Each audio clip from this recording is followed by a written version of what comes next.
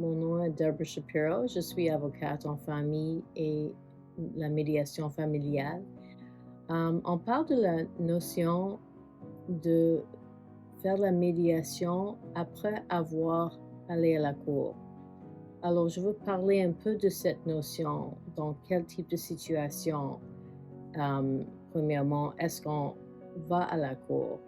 Alors, c'est typiquement quand un couple se sépare et une des parties va faire une demande à la cour pour des questions comme le temps parental pour les enfants, une pension alimentaire et les choses comme ça. Et on va faire une demande avec une ordonnance de sauvegarde. Et ça veut dire qu'on va trancher ces sujets assez importants d'une façon assez vite. Quand on fait la décision devant le juge, dans une ordonnance de sauvegarde, ça crée un précédent et c'est très difficile de changer ça. Il y a beaucoup de monde qui voit que c'est pas si amusant que ça. C'est coûteux, c'est stressant et ça va prendre du temps. Il y a beaucoup de délais et s'ils veulent se divorcer et trancher de façon définitivement sur ces sujets, c'est beaucoup plus efficace et moins coûteux de faire une médiation avec l'idée de régler avec une entente. Je pense que nous devons recommander aux clients de faire la médiation tout de suite. C'est à cause du fait que c'est dans l'intérêt des enfants. C'est dans le meilleur intérêt, pas juste l'intérêt. Les choses qui vont aider, qui vont favoriser une bonne médiation, c'est la volonté des parties. C'est que la médiatrice explique au début qu'on est ici, on n'est pas d'habitude, on n'est pas forcé d'être là pour faire la médiation. Alors, on a besoin d'une volonté des gens, un esprit ouvert.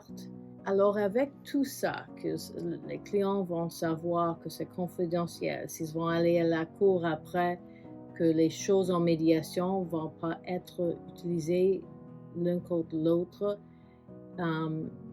qu'il y a une honnêteté, qu'il y a une bonne volonté, qu'ils ne sont pas forcés.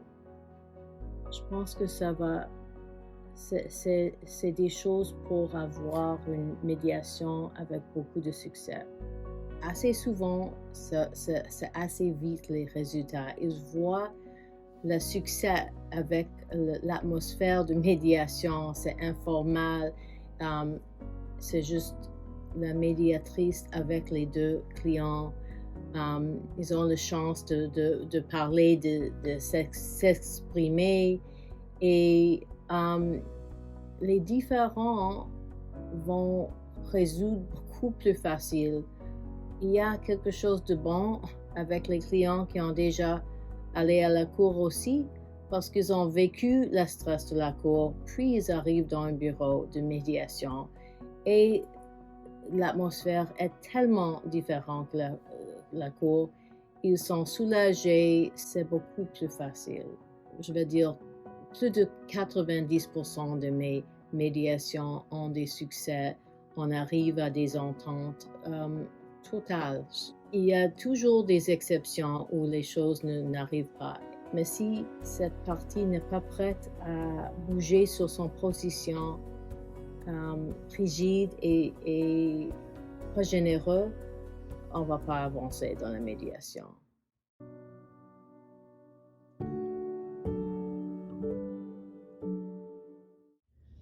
Pour que la médiation réussisse, il faut absolument que le couple veuille que ça réussisse. S'il y a trop de haine entre le couple, la médiation ne va pas réussir. S'il y a des accusations sans arrêt, la médiation va échouer. Alors, ce n'est pas tous les couples qui peuvent aller voir un médiateur. D'aller devant le tribunal coûte beaucoup d'argent, mais coûte beaucoup plus émotionnellement. On est très stressé devant le tribunal. Il y a des témoins, il y a des accusations, et ça prend beaucoup de temps. Ça peut prendre 3 ans avant qu'on aille devant un juge pour obtenir le jugement final. On peut obtenir, et on obtient toujours, ou très souvent, une ordonnance de sauvegarde pour la pension alimentaire pour les enfants, pour la garde et pour la pension alimentaire pour l'épouse ou l'époux. C'est des fois l'épouse qui doit payer la pension alimentaire à l'époux. Ça dépend de la situation. Mais émotionnellement, c'est très, très difficile d'aller devant le tribunal. Et on ne sait jamais qu'est-ce qui va arriver avec un jugement. Des fois, on est très déçu du jugement qui est rendu. Et personne n'est content.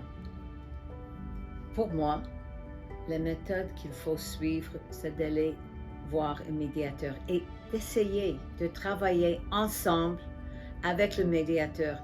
Et ça, c'est vraiment dans le meilleur intérêt des enfants. Parce que les enfants souffrent. Les enfants souffrent assez quand les parents se séparent. Les enfants vont souffrir beaucoup plus si les parents doivent aller au tribunal. Parce que émotionnellement, c'est très stressant pour le couple et les enfants sentent le stress. Donc, dans le meilleur intérêt des enfants, pour moi, c'est toujours mieux d'aller ou d'essayer d'aller, de travailler avec un médiateur et de régler au moins une partie des questions.